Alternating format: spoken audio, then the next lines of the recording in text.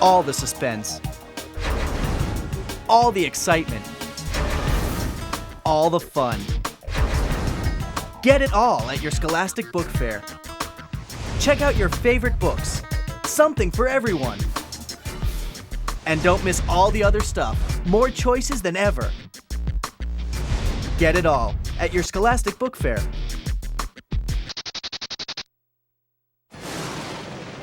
What if your computer were the most powerful in the world and the deadliest?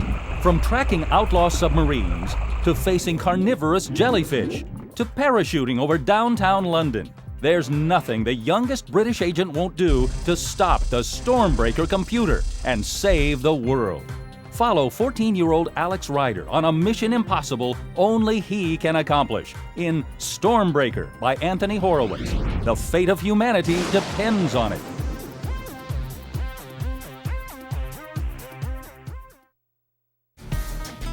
I sure didn't think of myself as a hero. I think I'm too much of a screw-up.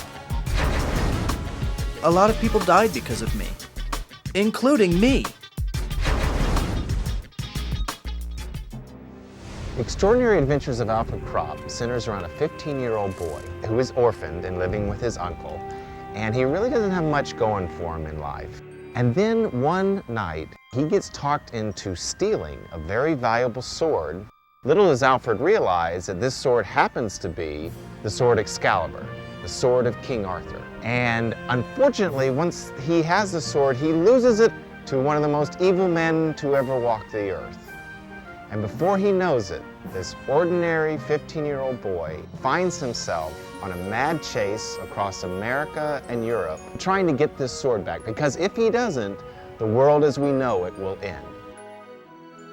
Well, it looks like an ordinary sword, but it's actually an extraordinary sword.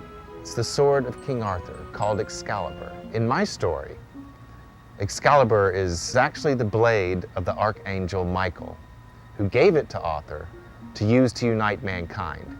Excalibur contains the power of heaven itself. There is nothing on earth that can defeat it. And little does Alfred realize the enormous price he'll have to pay in order to keep the world safe and get Excalibur back into the hands of the good guys. By the time Alfred comes along, we have descendants of the original knights. So they're still knights of the Round Table. And Alfred is taken under the wing of a certain knight called Bernaccio, who ends up being the last knight to protect the sword.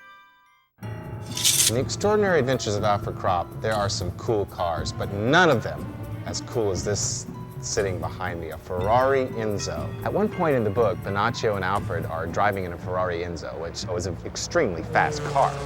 But they're happening to be chased by an extremely fast motorcycle called a Suzuki Hayabusa, which happens to be the fastest motorcycle in the world.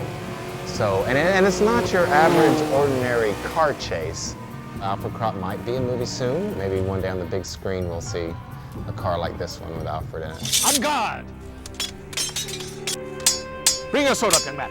I've had a fascination with swords since I was very small. My son is also very fascinated with swords. When the writer is having fun, that comes across on the page. In the big fight scenes and the big climax at the end of the book, I acted that out completely. Alfred has been sold to 14 countries and 12 languages. And it really is amazing to see what I've written in a whole different language. All of us are like Alfred, who's scared, who wants to do the great thing, who wants to do the right thing. And even when we mess up, we need to understand that we can make it good again, and we can be a hero.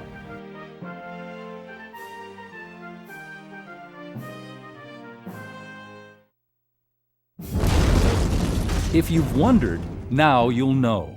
Dragons exist. Uncover a secret as old as the Earth, where fire and ice collide, where polar bears, dragons, and their human friends must join forces before it's too late. Adventure ignites in Firestar, the riveting conclusion of the Dragonfire series. From England to the Arctic, from a map made of stars to a legend made of truth. Don't miss a word of Firestar by Chris DeLacy.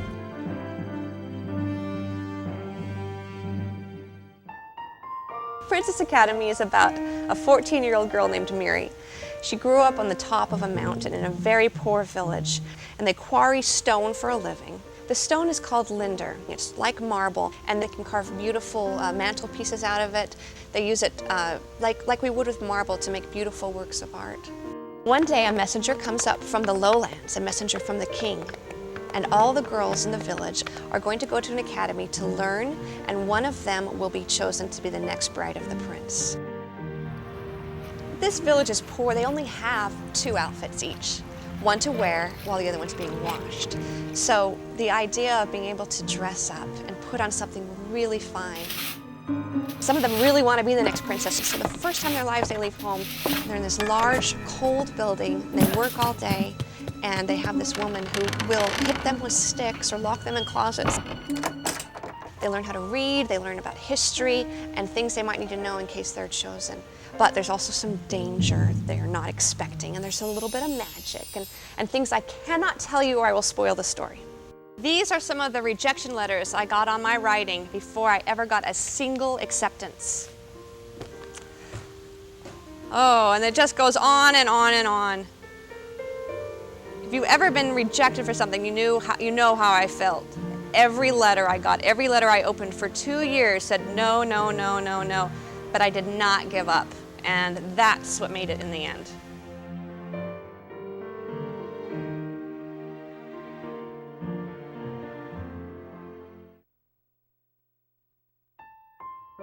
A happy home, a loving family, a good life. 16-year-old Darcy Wills had it all until her father left. The threat came, and now someone is stalking her. Suspense grows with every page in Lost and Found, a Bluford series book. How can Darcy save her sister who's disappeared, her family who's falling apart, and herself who has nowhere to turn? Find out in Lost and Found by Anne Schraff. I don't want to be a monster. I'm trying to figure out what you are.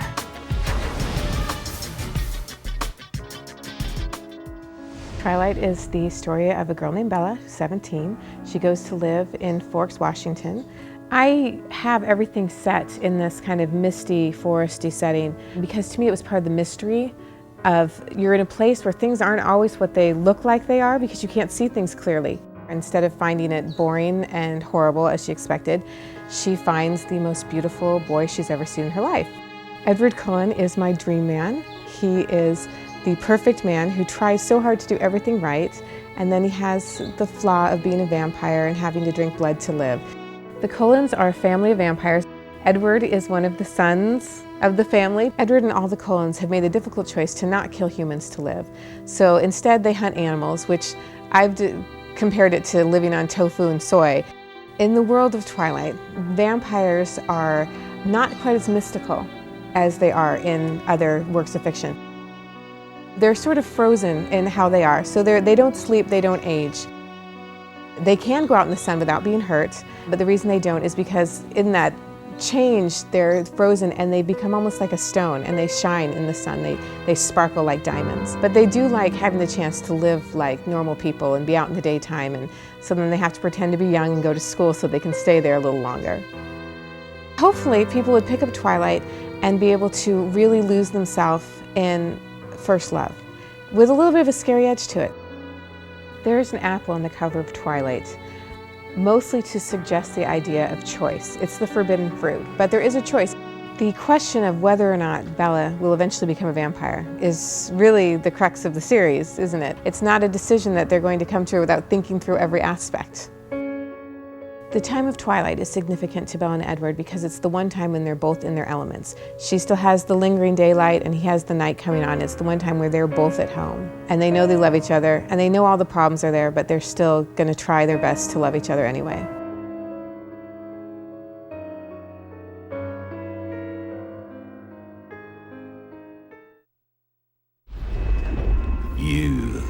have a debt to pay. You owe Davy Jones your soul. That was the agreement. Time's up. You're a marked man, Jack Sparrow. On deck, all hands! Scurry! I must have moving! Never mind, let's go!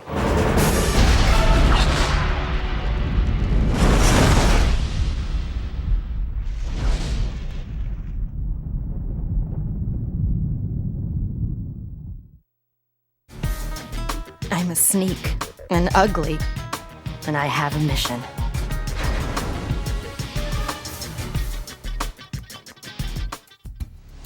Uglies is the first of 3 books, all set in the future. It's a world in which everyone on their 16th birthday becomes incredibly pretty.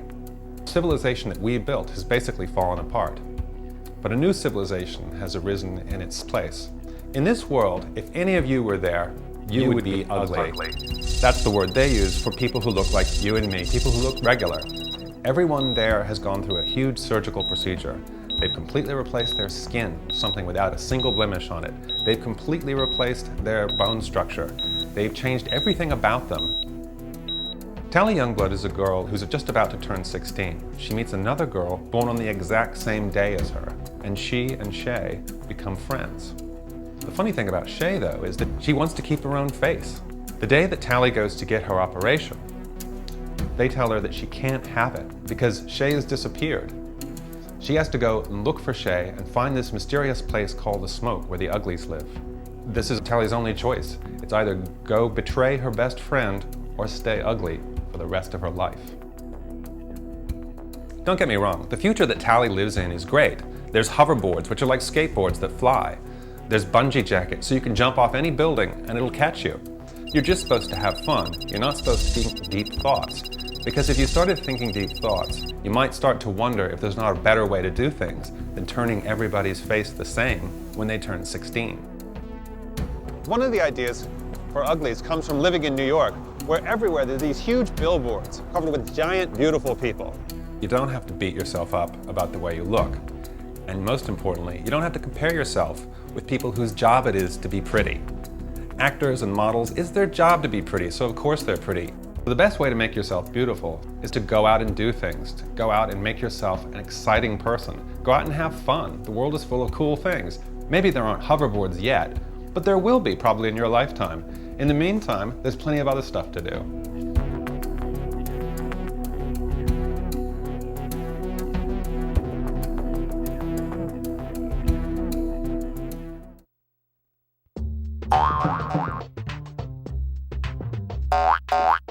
Sudoku is fun with numbers. No math required. It's Happy Bunny from author Jim Benton bounces into the Sudoku sensation right along with you. 120 puzzles, answers too.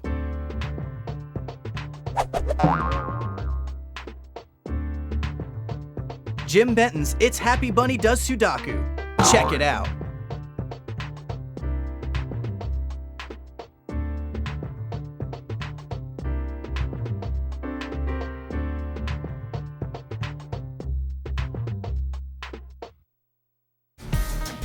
He's lying! No one can read themselves into a story! No one! She can make ink live and breathe.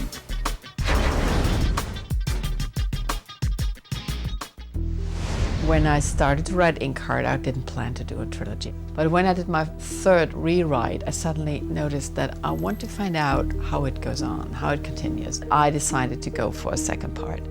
And well, it's called Inkspell. The first part was about Maggie, the main character, finding out about her gift that she can read from books in a way that the characters come out.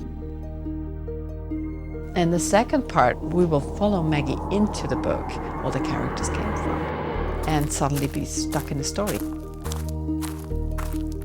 The Ink world is the world that Fenoglio, an Italian writer, made up in a book.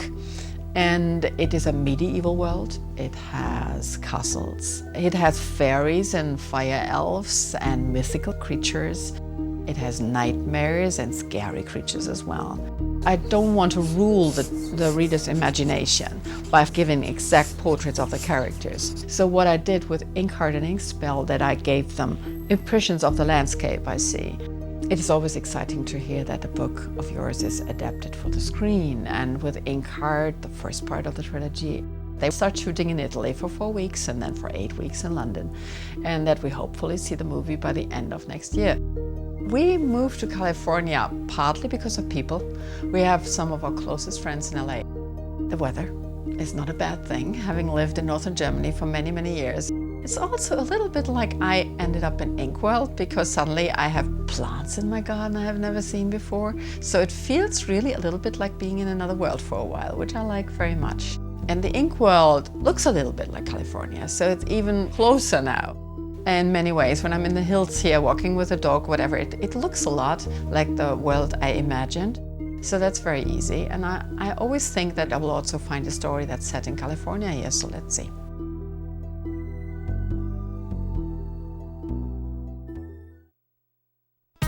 Get it all at your Scholastic Book Fair, including more hot picks and new releases. Don't miss Sports Illustrated's Top 20 Under 20 and get inside info on the most talented young stars in sports. And check out assorted secret code titles available at your book fair. Your Scholastic Book Fair. Get it all.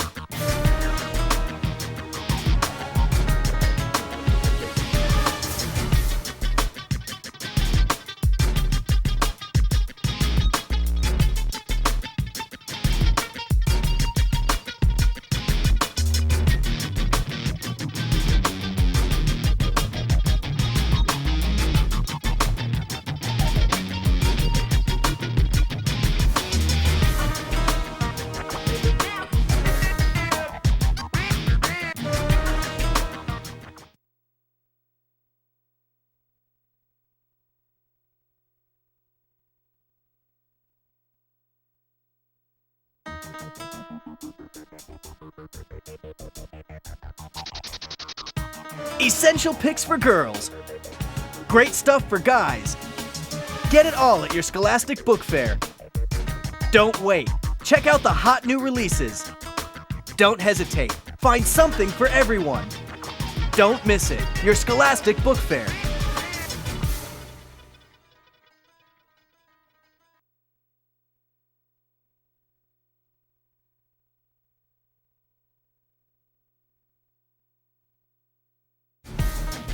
I'm a sneak and ugly, and I have a mission.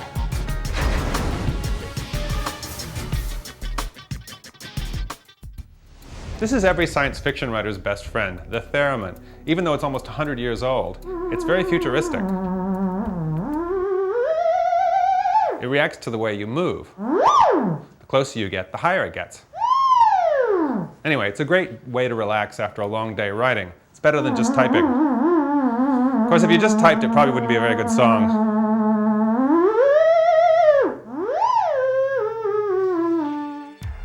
I like to surround myself with books while I write. One of the things that good books do is they inspire you. They make you fall in love with language. I have a huge dictionary called the Oxford English Dictionary that gives the history of every word in the English language. There's some books that just have beautiful sentences in them. I like to read them again and again and again. They make me want to be a better writer. My wife's from Australia, so we spend half of our time here in New York City and the other half in Sydney, Australia. A lot of the ways that the kids talk in uglies are based on Australian slang. For instance, I have a thing called spag ball. That's an Australian for spaghetti bolognese. They also say prezzies instead of presents. They say brekkie instead of breakfast. One thing about living in Australia is it's incredibly beautiful naturally. And it made me realize that nature doesn't need to have an operation to be beautiful. The wilderness doesn't need to have a good haircut to look great. It's always beautiful. That's just the way it is. And maybe people are like that too if they just let themselves be. It's very hard to separate notes on a theremin.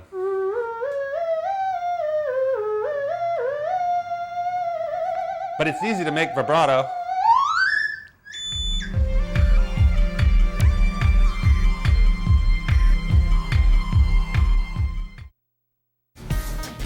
He's lying! No one can read themselves into a story! No one! She can make ink live and breathe.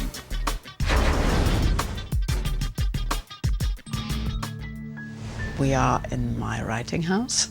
This is where I work. It's a little house separate from my main house in the garden. And I have a basketball court turned into a skateboard place of my son in front of my window. And I love the children to be outside running around. And I love to be with my family at the same time, have a little separate space just to work. There's no telephone in here, no email, nothing. It's just for the writing and for the books. My computer is called Lola. It's a portable computer. For me, it has never been painful to write. I just love to do it. Get some good notebooks where you can write into, take your notes, write down ideas, because ideas vanish. We all think we keep them. No, they vanish like bubbles. You have to really catch them and write them down. Luckily, knock on wood, I never get writer's block. Of course, there are situations or plot points or chapters which are more difficult. Okay. Here we go. And then a walk with a dog. Often I take my daughter as well and we discuss it. It can be very, very helpful and very inspiring. Looney. If you buy a book in a shop and you pay, let's say $10, mostly it's more, the writer gets one. So just to make you all know, it's not about riches. It should be about passion first. I became a writer when I was 28, so you have a lot of time to think about it. The writer should ask questions. The writer should put in words what we all think and fear and love. If the reader feels that the writer has found words for his or her feelings, then they will enjoy the book. This is my way to find my way through the book. And over the years, I have developed this system. I didn't do my first books like that, but it really proves to be a good way. I write in German. I have been translated into 28 languages. I don't know yet whether my characters will make their way back to our world or not. And I'm following them at the moment deep into the third part, and I still don't know. So let's see how it will end.